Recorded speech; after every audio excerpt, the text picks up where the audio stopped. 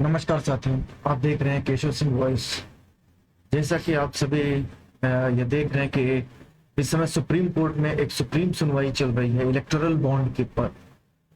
D Y Chandrachud की अदालत में पांच न्यायाधीशों की एक खंडपीठ बैठी हुई है, वो इसकी सुनवाई कर रही है। हम सभी जानते हैं कि आजकल जो 2019 में जो एक कानून बनाया गया कि जो चुनावी चंदा जिसे हम कह सकते हैं, जिसे हम आम अगर हम इसे देखने जाएं तो एक तरह से ये एक बहुत बड़ा चुनावी भ्रष्टाचार भी है, क्योंकि इलेक्टोरल बॉन्ड के जरिए कोई भी धन्ना सेठ अपना जो जो पैसा है, चाहे वो ब्लैक मनी को वाइट करते हुए वो गुप्त रूप से वो चंदा एक बैंक के मार्फत उस पार्टी को, उस दल को वो दे सकता है जिस दल को वो चाहे। लेकिन सवाल ये भी पैदा होता है कि क्या वो जो चंदा वो जो दे रहा है, जो जिसे गुप्त कहा जाता है, क्या वो गुप्त रहता है? इसमें कई सवाल खड़े होते हैं। अगर कोई एक औद्योगिक घराना रूलिंग पार्टी के अलावा किसी दूसरे को दे दे, रूलिंग पार्टी को तो ये पता चल ही जाता है कि वो चंदा वो किसे जा रहा है। बाद में वही जो आजकल जो खेल चल रहा है इस देश में ईडी का और इनकम टैक्स का, तो वो खेल के अंदर वो फंस जाता है। फिलहाल अदालत में सुनवाई चल रही है कि क्यों इलेक्टोरल बॉन्ड जरूरी है, क्यों ना इससे सबसे ज्यादा जो लाभार्थी हैं कौन से दल हैं, कितना पैसा आया है, उसका पूरा ब्यौरा जो है वो सुप्रीम कोर्ट जानना चाहता है। सुप्रीम कोर्ट ने अपने जो आदेश में जो कहा है, मैं इसे एक तरह से बहुत बड़ा भ्रष्टाचार मानता हूं, क्योंकि जो इलेक्टोरल बॉन्ड्स के जरिए जो पैसे जो आ रहे हैं उसका 80 से 90% जो है वो केंद्र सरकार में काबिज, केंद्र में जो सत्ता पे जो काबिज है उसे जा रहा है। फिलहाल 2019 से यह कानून बना है, पता नहीं क्यों इसे कानून बनाया गया अरुण जेटली के द्वारा। ये एक तरह से चुनावी भ्रष्टाचार है। मुख्य जो न्यायाधीश है डी वाई चंद्रचूड़, न्यायमूर्ति संजीव खन्ना, बी आर गवई, जी बी पारदीवाला और मनोज मिश्रा की संविधान पीठ ने चुनावी बॉन्ड योजना की वैधता को चुनौती देने वाली याचिकाओं पर फैसला सुरक्षित रख लिया है। पीठ ने सुनवाई के दौरान आयोग को 2 सप्ताह में राजनीतिक दलों के चंदे का ब्यौरा पेश करने का आदेश भी दिया है। इससे पहले शीर्ष अदालत ने इस बॉन्ड के जरिए राजनीतिक दलों को मिलने वाले धन का अब तक का ब्यौरा नहीं होने पर निर्वाचन आयोग को आड़े हाथों भी लिया। पीठ ने कहा है कि 12 अप्रैल 2019 और उसके अंतरिम आदेश के तहत राजनीतिक दलों को मिलने वाले धन का अब तक का ब्यौरा रखने के लिए निर्वाचन आयोग बाध्य है। इससे पहले निर्वाचन आयोग की ओर से अधिवक्ता अमित शर्मा, जो निर्वाचन आयोग के जो वकील हैं, अमित शर्मा ने संविधान पीठ को बताया कि आयोग की यह धारणा थी कि 12 अप्रैल 2019 का आदेश सिर्फ 2019 के लोकसभा चुनाव के संबंध में जारी किए गए चुनावी बॉन्ड से संबंधित था।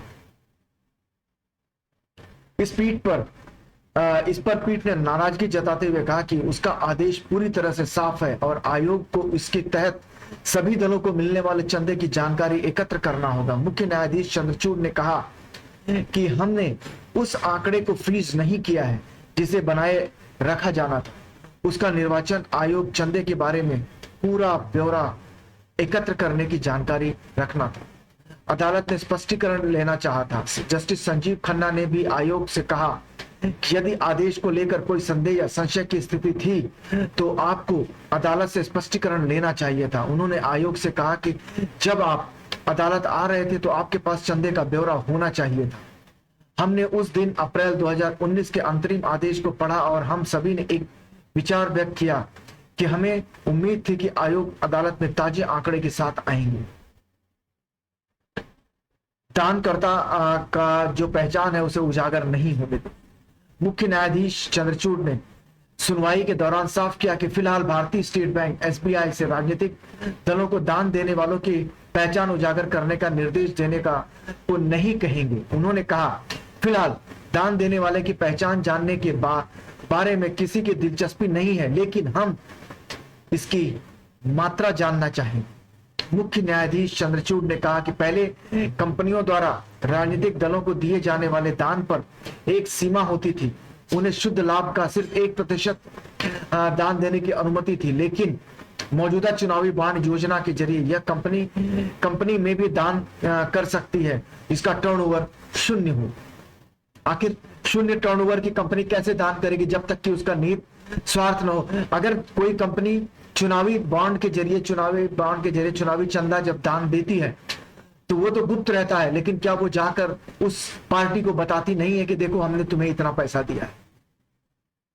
इस पर सॉलिसिटर जनरल तुषार मेहता ने कहा कि सिर्फ लाभ कमाने वाली कंपनी ही राजनीतिक दलों को चंदा दे सकती है। इस पर मुख्य न्यायाधीश ने कहा कि किसी कंपनी द्वारा केवल एक विशिष्ट प्रतिशत के दान की अनुमति देने की आवश्यकता के अभाव में मात्र ₹1 लाभ वाली कंपनी भी दान कर सकती है। इस पर सॉलिसिटर जनरल ने कहा कि यह एक बहुत ही वैध चिंता है जो वैकल्पिक प्रणाली को विकसित करने का सुझाव दिया है। सुप्रीम कोर्ट ने सुनवाई के दौरान सुझाव दिया कि मौजूदा चुनावी बॉन्ड योजना में व्याप्त खामियां दूर करने और राजनीतिक दलों को चंदा देने के लिए एक वैकल्पिक प्रणाली तैयार की जा सकती है। मुख्य न्यायाधीश चंद्रचूड़ ने कहा, हम सिर्फ नकद प्रणाली की ओर नहीं जाना चाहते। हमारा मानना है कि इसे हम एक अनुपातिक अनुरूप प्रणाली में करें। इस चुनावी बॉन्ड योजना की गंभीर खामियां को दूर करना है। मुख्य न्यायाधीश ने इस बात पर भी जोर दिया कि सिर्फ विधायिका या कार्यपालिका हो ऐसा कार्य कर सकती है और न्यायालय उस क्षेत्र में कदम नहीं उठाएगा। असल में इस सुनवाई के दौरान सुप्रीम कोर्ट ने यह भी कहा कि जो चुनावी चंदा आता है उसे प्रतिशत के आधार पर सभी दलों में बांट देना चाहिए। इस पर तुषार मेहता ने इस पर घोर आपत्ति भी जताई थी।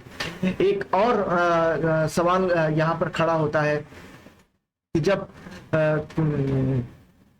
पीठ ने और भी सुझाव यहाँ पर दिए हैं। पीठ ने जो 5 सुझाव दिए हैं इसे सुधारने के लिए वो है चुनावी प्रक्रिया में नकद को कम करने की आवश्यकता, अधिकृत बैंकिंग चैनल, दूसरा अधिकृत बैंकिंग चैनलों को प्रोत्साहित करने का बल, बैंकिंग चैनलों के उपयोग को प्रोत्साहित करना, पारदर्शिता सुनिश्चित करने की आवश्यकता, किकबैक, दलाली और बदलने की वैधता को रोकथाम। इस ये सब जो प्रक्रिया चल रही थी, जो सुनवाई के दौरान चीफ जस्टिस के समक्ष, सुप्रीम कोर्ट के समक्ष, जब सुप्रीम कोर्ट ने यह कहा कि चुनावी चंदा जो जा रहा है किसको कितना जा रहा है ये देश की जनता को भी जानना चाहिए। इस पर सरकार ने अपना पक्ष रखते हुए कहा कि इसे जनता का कोई सरोकार नहीं है, इसे जनता को जानने का कोई हक नहीं है। तो यह समझिए आप, हम जनता को यह समझना पड़ेगा कि हम वोट देते हैं, हम सरकार चुनते हैं, कौन इस देश का किस तरह से का काम करेगा, कैसी उसकी क्या विचारधारा होगी, हम उसको चुनते हैं। और वही सरकार कहती है कि वोट देने वाले को यह जानने का अधिकार नहीं है। ये बहुत बड़ा प्रश्न चिन्ह है।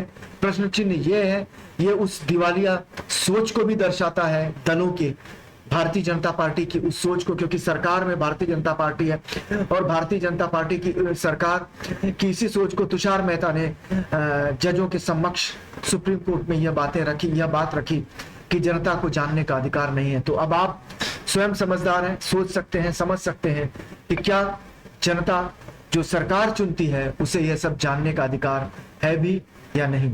धन्यवाद। आप देखते रहिए केशव सिंह वॉइस, आपको इसी तरह की एनालिसिस, समीक्षा मिलती रहेगी।